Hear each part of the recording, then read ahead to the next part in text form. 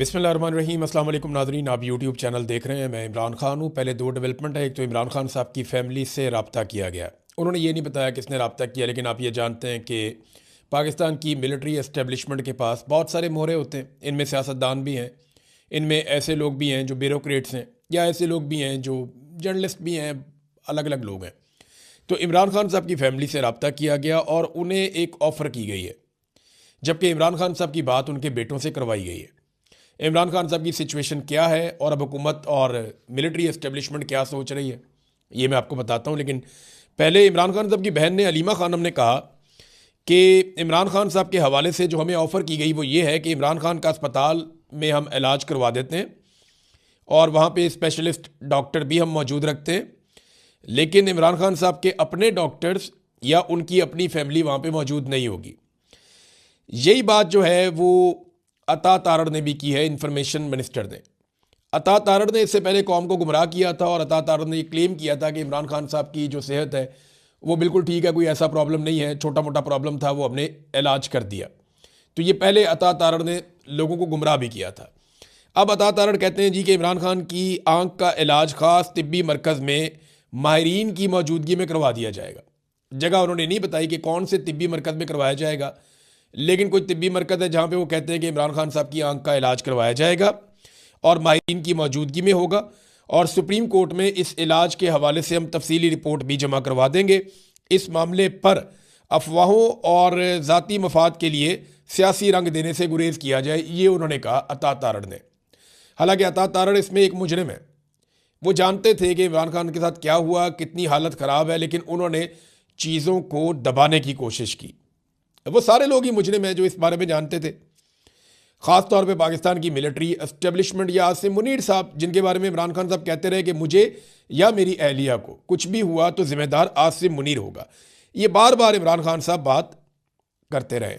अब इमरान खान साहब की फैमिली ये कहती है कि अलीमा खानम ने खुद भी ये कहा कि ये जो कह रहे हैं कि अस्पताल में ले जाके इमरान खान का इलाज करवा देंगे, लेकिन वहाँ पर फैमिली के डॉक्टर्स मौजूद नहीं होंगे, ना फैमिली मौजूद होगी, तो ये तो डॉक्टरों को मैनेज कर लेंगे और ये रिपोर्टें भी मैनेज कर लेंगे, ये सारी चीज़ें कंट्रोल कर लेंगे, और इमरान खान के साथ हुआ क्या ये चीज़ें बाहर नहीं आने देंगे और ना हमें पता चलेगा।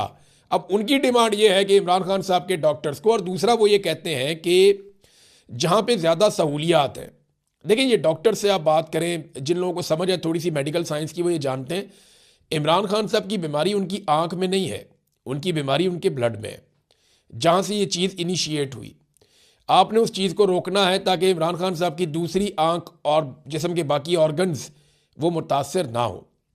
अब इससे पहले इमरान खान साहब के हमेशा से ब्लड टेस्ट ठीक आते थे, पिछले कई सालों का रिकॉर्ड उनका मौजूद है, उनके ब्लड टेस्ट भी ठीक हैं, उनका ब्लड प्रेशर भी ठीक है, बाकी सारी चीज़ें ठीक हैं। तो ये अचानक से इमरान खान साहब के ब्लड में ऐसा क्यों हुआ? ऐसा क्या उन्हें खिलाया गया, ऐसा क्या उन्हें पिलाया गया, या ऐसा क्या उन्हें दिया गया जिसके बाद इमरान खान साहब की ब्लड की कंडीशन इतनी ख़राब हुई कि उनकी आंख मुतासर हो गई और उसकी बिनाई चली गई। अब इमरान खान साहब ने जब ये बताया जनवरी में शुरू में कि मेरी आंख ज़ाया हो चुकी है, यानी इमरान खान साहब बार बार दर्द की शिकायत करते रहे, आंख में धुंधला देखने की शिकायत करते रहे, और ये शिकायत वो अक्टूबर के महीने से कर रहे थे, अक्टूबर, नवंबर, दिसंबर।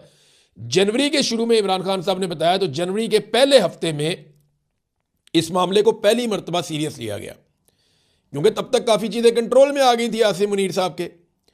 और 19 जनवरी को, यानी 14 या 15 जनवरी को, जनवरी के बिल्कुल मिड में जाके जेलर तब्दील किया जाता है जेल का। सुपरिटेंडेंट ऑफ जेल जो है गफूर अंजुम, उसको वहाँ से निकाल दिया जाता है, दूसरा बंदा आ जाता है। और 19 तारीख को पहली मरतबा 2 मशीनें पहुँचती हैं जो जैसे ही इमरान खान साहब के टेस्ट करती हैं तो वो तस्दीक कर देती हैं कि इमरान खान ठीक कह रहे हैं, बड़ा सीरियस इशू है और अब इनकी बीनाई जा चुकी है। और उस वक्त फिर पहले कोशिश की गई कि जेल में इलाज किया जाए, जब डॉक्टरों ने हाथ खड़े कर दिए तो फिर इमरान खान साहब को पिम्स ले जाया गया। अब उनकी फैमिली ये कहती है कि हमें पता चलना चाहिए कि उनके ब्लड में क्या है। इमरान खान साहब की लंबे अरसे से उनके डॉक्टर ये कह रहे हैं, उनकी फैमिली ये कह रही है कि हम उनके ब्लड टेस्ट लेना चाहते हैं और शौकत खानम से हम उनके टेस्ट करवाना चाहते हैं ताकि हमें पता चले। देखिए नवाज शरीफ के भी हुए थे, कलसूम नवाज के भी हुए थे, बहुत सारे लोग शौकत खानम से इलाज करवाते रहे, टेस्ट करवाते रहे। तो इमरान खान का भी ये हक है, जिन्होंने वो अस्पताल बनाया इस कौम के लिए, ताकि पता तो चले कि उनके ब्लड में ऐसा क्या शामिल किया गया जिसके बाद मामला यहाँ तक पहुँचा है। لیکن اس بات کو چھپایا جا رہا ہے لگاتار. یہ میں آپ کو ایک چیز بتاؤں, عمران خان بیمار نہیں ہے. یہ جو پاکستان تحریک انصاف کہتی ہے نا کہ نہ وہ باغی نہ غدار, نہ وہ بھاگا نہ بیمار, وہ ٹھیک کہتے ہیں. عمران خان بیمار نہیں ہے, آپ اس کو ایک اور نظر سے سوچیں, وہ زخمی ہے. عمران خان کو انہوں نے ڈیلیبریٹلی اس پہ اٹیک کیا ہے. یہ اس پہ میڈیکلی ایک حملہ کیا گیا, کسی چاقو سے بندوق سے نہیں کیا گیا, کسی ڈنڈے یا نظر آنے والے ہتھیار سے نہیں کیا گیا, لیکن عمران خان کو ڈیلیبریٹلی ایک حملے کے ذریعے سے زخمی کیا گیا ہے. یہ بیماری نہیں ہے. عمران خان ورزش کرتا ہے, کوشش کرتا ہے اپنے آپ کو فٹ رکھنے کی, وہ بھوک ہڑتال نہیں کرتا, وہ اپنے آپ کو مضبوط رکھتا ہے, وہ کھانا کھاتا ہے, وہ کتاب پڑھتا ہے, وہ کوشش کرتا ہے کہ اس نظام کے ساتھ جتنی لمبی ٹکر لے سکتا رہے وہ لے, لیکن یہ اس کے اوپر ایک طرح کا حملہ ہے. عمران خان کو بیمار نہیں, زخمی کیا گیا ہے. اور یہ میں آپ کو اس لیے کہہ رہا ہوں, آپ کہیں گے تو اس کو ایک طرح کی بیماری, لیکن یہ حملہ ہے, یہ ایک واردات ہے جو پاکستان کی ملٹری اسٹیبلشمنٹ نے ڈالی ہے, اور اب انہیں یہ بھگتنا بھی پڑے گا. دیکھیں نا, آپ اس بات کا حساب کتاب تو چھوڑ دیں گے, عمران خان کا علاج ان کو تو کروانا پڑے گا. یہ تتے توے پہ بیٹھ کے بھی عمران خان کا علاج کروائیں گے, یہ آپ لکھ کر لے لیں. دیکھیں, پاکستان تحریک انصاف کا جو اب تک کا احتجاج ہے جو وہ کر رہی ہے, جب سے انہیں یہ رپورٹ ملی ہے 3 دن سے, تو اس رپورٹ کے بعد جو پاکستان تحریک انصاف احتجاج کر رہی ہے وہ کوئی ایسا احتجاج نہیں ہے جس پہ آپ یہ کہیں کہ اسٹیبلشمنٹ بہت ہی شدید دباؤ میں آ جائے گی. ہاں, دباؤ تو آ رہا ہے ان پہ, لیکن بین الاقوامی دباؤ آ رہا ہے, ان پہ کچھ حد تک دباؤ آ رہا ہے. پاکستان تحریک انصاف نے اب تک کسی قسم کا کوئی ایسا بڑا احتجاج نہیں کیا. جب میں یہ ویڈیو ریکارڈ کر رہا ہوں, ابھی پاکستان میں شام کے 7 بجے, اب جب میں ویڈیو ریکارڈ کر رہا ہوں ہفتے والے دن شام کو 7 بجے تک, تو اب تک کوئی اتنا بڑا ایسا احتجاج ریکارڈ نہیں ہوا جس کی وجہ سے اسٹیبلشمنٹ کے پسینے چھوٹ جائیں اور وہ عمران خان کے بارے میں اپنی پالیسی بدل لیں. ابھی تک تو نہیں ہوا. تو یہ جو علاج وہ عمران خان کا کروا رہے ہیں, یہ وہ ان کو کروانا پڑے گا.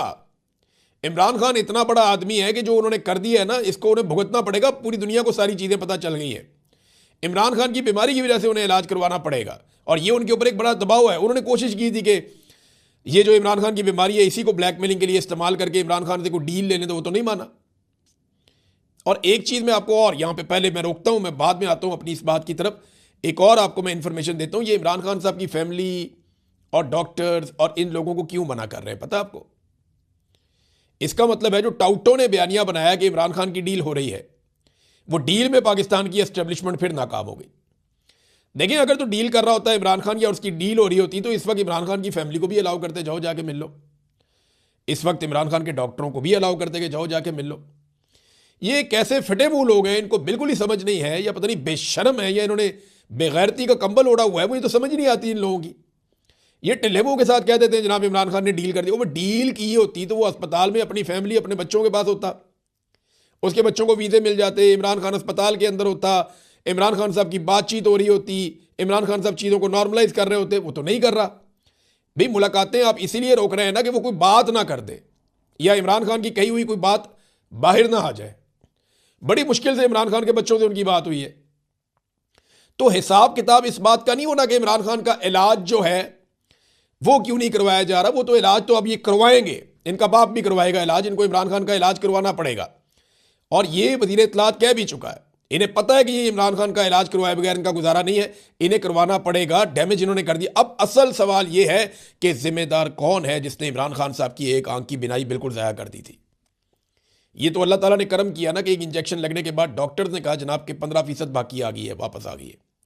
اچھا, یہ کیسے عمران خان صاحب نے کہا؟ بہت سارے ٹاؤٹس اور بہت سارے لوگ یہ سوالات پوچھ رہے تھے, سیاستدان بھی کہہ رہے تھے عمران خان کے مخالفین, کہ بھی عمران خان کو کیسے پتا ہے کہ ان کی 85% بینائی چلی گئی ہے اور صرف 15% باقی ہے. تو وہ سلمان صفدر صاحب نے اس کے اوپر کلیئرٹی دی ہے. انہوں نے کہا جی عمران خان صاحب کو خود سے نہیں پتا کہ ان کی 85% بینائی چلی گئی ہے, ان کی تو 100% چلی گئی تھی. یہ تو جب ان کا ٹریٹمنٹ ہوا اور اسپتال میں ڈاکٹروں نے ان کی رپورٹس دوبارہ بنائی, تو ڈاکٹرز نے ان کو بتایا کہ جناب آپ کی 15% آئی سائٹ ریوائیو ہوئی ہے. جو 100% چلی گئی تھی اب 15% ہے جو آپ کو واپس مل گئی ہے. یہ ڈاکٹرز نے عمران خان صاحب کو کہا, عمران خان صاحب نے اپنے منہ سے نہیں کہا. اب عمران خان صاحب کی ان کے بیٹوں سے بات چیت ہوئی ہے, میری فیملی ذرائع سے 2-3 جگہ بات ہوئی, میں نے کوشش کی کہ مجھے پتہ چلے لیکن وہ نہیں بتا رہے. وہ یہ کہہ رہے ہیں کہ عمران خان صاحب کی ان کے بیٹوں سے ہی بات ہوئی ہے. ایک جملہ مجھے صرف پتہ چلا ہے کہ عمران خان صاحب نے اپنے بیٹوں سے کہا کہ میں ویسے ٹھیک ہوں لیکن میری آنکھ خراب ہو گئی ہے. یہ عمران خان صاحب نے کہا اپنے بیٹوں کو. اور یہ بہت فکر مند ہیں ان کے بیٹے. فیملی ذرائع یہ بتاتے ہیں کہ ان کے بیٹے بہت پریشان تھے عمران خان کے، انہیں ویزا بھی نہیں مل رہا پاکستان کا، وہ عمران خان کو ملنا بھی چاہتے ہیں. اور ان حالات میں کوئی بھی بیٹا ہوگا وہ بہت پریشان ہوگا اپنے والد کے لیے کہ ان کی آنکھ ہی ضائع ہو گئی. لیکن جو ایک جملہ مجھے پتا چلا وہ یہی ہے کہ عمران خان نے انہیں بتایا کہ میں ٹھیک ہوں لیکن میری آنکھ خراب ہو گئی ہے. اور بڑی ہائی اسپرٹ میں عمران خان صاحب تھے. انہوں نے اپنے بیٹوں کو حوصلہ دیا. بہت مضبوط آدمی ہے عمران خان، اور بچوں کے لیے بہت مشکل وقت ہوتا ہے اس قسم کا جب کوئی واقعہ ہو جائے، اس طرح کی چیز سامنے آ جائے. تو 20 منٹ بات ہوئی عمران خان صاحب کی اپنے بیٹوں سے. اب کیا بات ہوئی ہے یا عمران خان صاحب نے انہیں کوئی انسٹرکشن دی یا نہیں دی، وہ تو ان کے بچے بعد میں جو ہے وہ بتا سکتے ہیں. ابھی تک تو کل ان کی بات ہوئی، ابھی تک انہوں نے کوئی بات پبلک کے ساتھ یا کسی جگہ پہ شیئر نہیں کی، صرف فیملی کے لوگوں کو پتہ. اور ان کے بچوں نے یہ بتایا علیمہ خانم کو، جو علیمہ خانم نے پبلک کی بات، انہوں نے کہا جی کہ عمران خان صاحب اپنے بچوں سے بات کرنے پہ خوش تھے. اب ناظرین آ جائیں ذرا احتجاج کی طرف. جو احتجاج اس وقت تک ہو رہا ہے، جو میں اس وقت آپ کو یہ کہہ رہا ہوں کہ یہ اس لیول کا احتجاج نہیں ہے جس لیول کا احتجاج کلیم کیا جا رہا تھا تحریک انصاف کی جانب سے. جو مختلف جگہوں پہ دھرنے ہیں ان میں Bhakkar D I Khan road پہ ایک دھرنا چل رہا ہے، سوابی انٹرچینج پہ ایک دھرنا چل رہا ہے، قراقرم ہائی وے بند ہے، اور ڈی آئی خان اسلام آباد کی جو ہائی وے ہے وہ بھی بند ہے، کوہاٹ جنڈ روڈ جو ہے یہ بند ہے، چمن کوئٹہ روڈ جو ہے یہ بھی بند ہے، جی ٹی روڈ اٹک پل لاہور کچہری پارلیمنٹ کے اندر جو ہے وہ ایک دھرنا چل رہا ہے، پارلیمنٹ لاجز کے اندر ایک دھرنا چل رہا ہے، خیبر پختونخوا ہاؤس میں ایک دھرنا چل رہا ہے، اور باقی ریڈ زون حکومت نے خود ہی بند کیا ہوا ہے. آزاد پتن پل ہے آزاد کشمیر کا، اس کو بھی بند کیا گیا ہے. اور یہاں پہ آزاد کشمیر کے حوالے سے سردار عبدالقیوم نیازی صاحب جو سابق وزیر اعظم ہیں وہاں کے، پاکستان تحریک انصاف کے اہم رہنما، انہوں نے اب یہ اعلان کر دیا ہے کہ جناب آپ آزاد کشمیر کو بند کریں، جگہ جگہ وہاں پہ بھی احتجاج کریں. اب عمران خان صاحب کی فیملی کو اس وقت ایک سٹیپ لینا پڑے گا. اگر وہ یہ چاہتے ہیں کہ اس حکومت کے اوپر دباؤ بڑھے اور یہ حکومت ان کو ایکسیس دے عمران خان صاحب تک، ان کی میڈیکل رپورٹوں تک، اور ڈاکٹروں کو جانے دے عمران خان صاحب کے بھی، تو دیکھیں نا کچھ تو ہے جو حکومت چھپا رہی ہے. حکومت عمران خان صاحب کے بلڈ ٹیسٹ نہیں کرنے دے رہی بڑے لمبے عرصے سے. کچھ تو ہے جو یہ کر رہے ہیں عمران خان کے ساتھ، سلو پوائزننگ کر رہے ہیں، جو بھی کر رہے ہیں یہ کچھ کر رہے ہیں عمران خان کے ساتھ. اب اس میں آپ یہ بات ذہن میں کچھ کر رہے ہیں تبھی تو چھپا رہے ہیں، ورنہ چھپانے کی وجہ کوئی نہیں تھی. عمران خان صاحب کی فیملی کو اور ڈاکٹرز کو انٹرنیشنل میڈیا کے ساتھ ایک پریس کانفرنس اب کرنی چاہیے. سیاسی لوگوں کو چھوڑ دیں، سیاستدانوں کو چھوڑ دیں، فیملی ان کی بہنیں بیٹھیں، ان کے ڈاکٹر بیٹھیں، اور بیٹھ کے انٹرنیشنل میڈیا کے جو جرنلسٹ ہیں انہیں بلا لیں اسلام آباد میں، اور ان کے ساتھ بیٹھ کر ایک پریس کانفرنس کریں اور انہیں بتائیں کہ D G I S P R نے کیا کہا جس وقت عمران خان صاحب کی حالت بہت خراب تھی. انہیں بتائیں کہ جیل کو کیسے عاصم منیر صاحب ایک کرنل کے ذریعے کنٹرول کر رہے ہیں. انہیں بتائیں کہ کس طریقے سے عمران خان صاحب کی میڈیکل کنڈیشن جو ہے ان کو کمپرومائز کیا گیا ہے اور ان کو کس قسم کے خدشات ہیں. یہ سارے بیانات اٹھا کے، اس رپورٹ کو اٹھا کے اور باقی چیزیں ساری ان کے سامنے رکھیں اور اپنے خدشات اور ڈیمانڈز انٹرنیشنل میڈیا کے سامنے رکھیں. تب اس حکومت کے اوپر مجھے لگتا ہے کوئی پریشر آئے گا، ادروائز یہ حکومت کوئی پریشر لے نہیں رہے. لیکن حالات یہ ہے کہ اسلام آباد میں جو 3 دھرنے دیے ہوئے ہیں، حالانکہ چھوٹے چھوٹے دھرنے ہیں، کیا فرق پڑتا ہے، معصوم سے دھرنے ہیں. اب ان دھرنوں کے اوپر بھی کوریج کی اجازت نہیں دی جا رہی. وہ میڈیا والے گئے کوریج کرنے کے لیے، وہ ڈی آئی جی آپریشن کھلے عام کہہ رہا ہے. وہ کہہ رہے جی اگر کسی نے بھی ان کے انٹرویو کیے یا کوئی بھی ان کی کوریج کرتا ہے کیمرے چھین لو. وہ پولیس والوں کو کھلے عام کہہ رہا ہے. یہ پاکستان میں جناب مارشل لاء لگا ہوا ہے اور مارشل لاء کو پولیس سپورٹ کر رہی ہے، اور نواز شریف اور زرداری اس مارشل لاء کے سہولت کار ہے. کم سے کم پاکستان کے کرکٹرز نے اب بولنا شروع کیا ناظرین، اور انڈین کرکٹرز نے پاکستانی کرکٹرز کو تھوڑی سی غیرت دلائی. سب سے پہلے جس آدمی نے جرت کی اور خاموشی کو توڑا وہ یونس خان. یونس خان آپ کو پتہ ہے بہادر آدمی ہے، اور یونس خان نے سب سے پہلے آواز اٹھائی عمران خان صاحب کے حق میں، عمران خان صاحب کے لیے. حالانکہ یہ عمران خان صاحب کے ساتھ کبھی نہیں کھیلا، لیکن یونس خان نے آواز اٹھائی. اس کے بعد شعیب اختر نے آواز اٹھائی، زوردار آواز اٹھائی. اور شعیب اختر آلریڈی عمران خان صاحب کا جو پروجیکٹ ہے شوکت خانم، اس کے لیے فنڈ ریزنگ کے لیے امریکہ میں موجود ہیں. تو شعیب اختر نے بھی آواز اٹھائی. شعیب اختر کے بعد پھر باقی لوگ بولنا شروع ہوئے، وسیم اکرم، محمد حفیظ، وقار یونس اور اینڈ میں رمیز راجہ. تو ان لوگوں نے آواز اٹھائی عمران خان صاحب کے لیے. اپنے اپنے سوشل میڈیا کے اکاؤنٹس کے اوپر انہوں نے رولا ڈالنا شروع کیا کہ جناب عمران خان صاحب کے ساتھ بہت زیادتی ہو رہی ہے، یہ زیادتی بند کی جائے، ان کا جو ہے وہ علاج ہونا چاہیے. یعنی وہ میڈیکل کے حوالے سے زیادہ تر بات کی، سیاسی اختلافات اپنی جگہ پہ، سارا کچھ اپنی جگہ پہ، لیکن وہ ایک ہیرو ہے. ہم ان کو دعائیں دی، انہوں نے ساتھ کہا جی ان کا علاج ہونا چاہیے اور ان کو صحت عطا کرے اللہ تعالیٰ. اس طرح کی دعائیں بھی کی ہیں.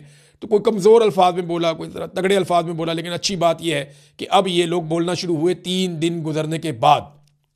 تو پاکستان کی جو فسطائیت ہے اس کا اندازہ آپ یہاں سے بھی لگا سکتے ہیں، اور جو جمہوریت ہے پاکستان میں وہ بھی آپ کو یہاں دکھائی دیتی ہے. محسن نقوی وہاں پہ چیئرمین پی سی بی بنا ہوا ہے.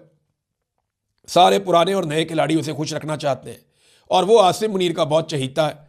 تو اب سارے کھلاڑیوں کو عاصم منیر کو بھی خوش رکھنا پڑے گا.